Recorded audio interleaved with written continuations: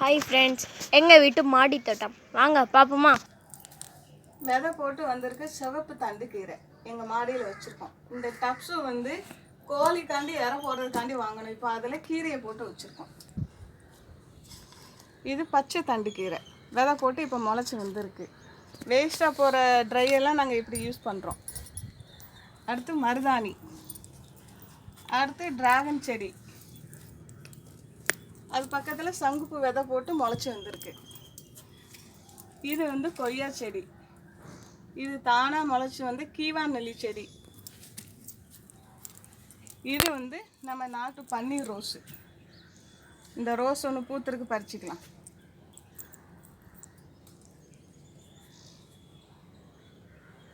இதில் கீவான் நெல்லி தான் முளைச்சிருக்கு. இது குப்பை மீன்.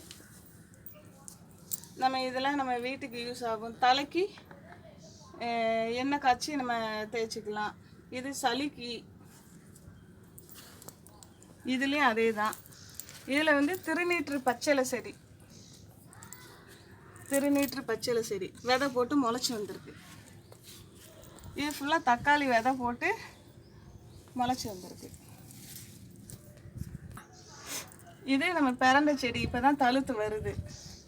இது பப்பாளி செடி, இது நாங்கள் விதைய போடல, எப்படியே முளைச்சி வந்திருக்கு. இப்போ கத்தாழைன்னு சொல்லுவோம்ல, அது எங்கள் வீட்டில் இருக்கிற சின்ன பையன் எங்கேயோ இருந்து எடுத்து கொண்டு நட்டு வச்சிருக்கு. இந்த கத்தாழை வச்சு கிட்டத்தட்ட 2 மாதம் கூட ஆகலை. நல்ல பசுமையாக வந்து அதுக்குள்ளே பூவும் வந்துருச்சு. கருந்துளசி, ராமர் துளசின்னு சொல்லுவோம். எங்கள் வீட்டில் விதை போட்டதில் இது முளைச்சி வந்திருக்கு, தனியாக எடுத்து வச்சுருக்கோம். வெத்தலை கொடி, தாய் செடி முளைச்சி வரல, அது பக்கத்தில் இருந்து குட்டி குட்டி கண்ணாக வருது. இதில் முள்ளங்கி இருக்குது. முள்ளங்கி தெரியுதா என்ன வெளியே? இது டிராகன் ஃப்ரூட்ஸு. இது நாட்டு வாழைக்கன்று. அது பக்கத்தில் மாதுளை முளைச்சி வருது விதை போட்டு. இது வந்து நம்ம கொடி பூசணி, அதானே பூசணிக்காய் தான். இது பூசணிக்காய் பூ மட்டுமா இறங்கி வருது. இது ஃபுல்லாக நம்ம தண்டு கீரை, தாய் செடி ஃபுல்லாக விதை போட்டிருக்கோம். அடுத்து நடவு பண்ணுறதுக்கு அடுத்த தொட்டிலையும் தண்டு கீரை தான். இதில் வந்து குண்டு மல்லி ஃபுல்லாக இப்போ தான் மொட்டு இறங்கியிருக்கு. அது பக்கத்தில் தக்காளி செடி நிற்கி.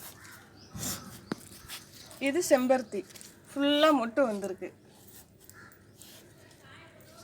இது மாடி கொய்யா, இப்போ தான் நல்லா தழுத்து வருது. இது வந்து நம்ம குட்டை தக்காளின்னு சொல்லுவோம். பார்த்திங்களா, பழம் வந்திருக்கு. செடியே இப்போ காய்ச்சி முடிய போகுது. இது பழம் சாப்பிட்டா நல்லதுன்னு சொல்கிறாங்க. இது வந்து குட்டை தக்காளி. நாங்கள் சின்ன வயசில் இது சொடக்கு போட்டு விளையாடுவோம். இப்போது எங்கள் வீட்டு மாடியில் தானாகவே முளைச்சி வந்திருக்கு. நிறைய ஃப்ரூட்ஸ் இதில் கீழே கீழே விழுந்து கிடக்கு. இது சாப்பிட்டா நல்ல சத்து, என்னெல்லாமோ நோய் குணமாகுன்னு சொல்கிறாங்க. ஆனால் எங்கள் வீட்டில் இருக்கிறவங்க யாருமே இதை சாப்பிட மாட்டேங்க. செவ்வந்தி வந்து ஒரு அறுவடை பூ முடிஞ்சுது, அடுத்து இப்போ தழுத்து வருது. அதுக்கு மேலே ஃபுல்லாக கீவா நெல்லியாக இருக்குது. இது வந்து மாடி வாழை. இது வந்து திப்பிலி.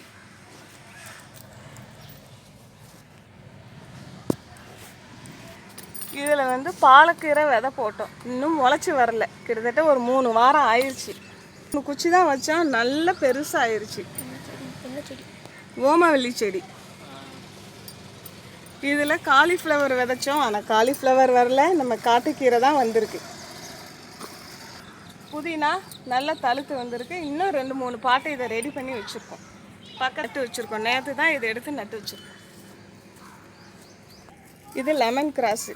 சின்ன செடியாக தான் 30 ரூபாய்க்கு வாங்கி கொண்டு வச்சோம். நல்லா இப்போ பெருசாக வளர்ந்துட்டு. இதில் பிச்சிப்பூ செடி தான் வச்சுருந்தோம்.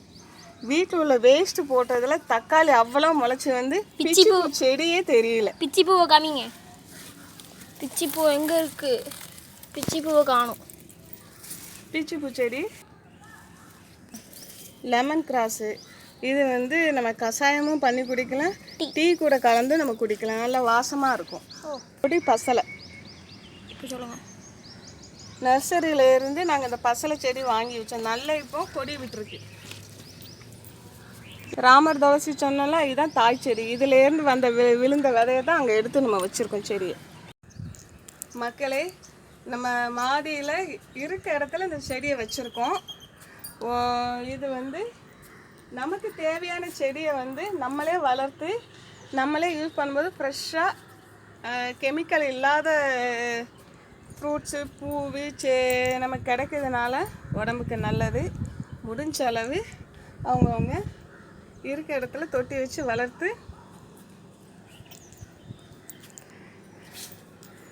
ஹெல்த்தியாக சாப்பிட்லாம். உடம்புக்கு அவ்வளோவா நோய் வராது. நம்ம குட்டீஸுக்கு சளி காய்ச்சல் வந்தால் நம்ம வீட்டில் உள்ள திப்பிலி துளசி இலையை பறித்து போட்டு கஷாயம் போட்டு கொடுத்தா சரியாயிடும். நீங்கள் எல்லாரும் ஹெல்த்தியான சாப்பாடை சாப்பிடுங்க, ஜங்க் ஃபுட்ஸ்லாம் சாப்பிடாதீங்க. நீங்கள் ஹெல்த்தியான சாப்பாடை சாப்பிட்டு நல்லா இருப்பீங்கன்னு நம்புகிறேன். அடுத்த வீடியோவில் பார்க்கலாம். பாய்.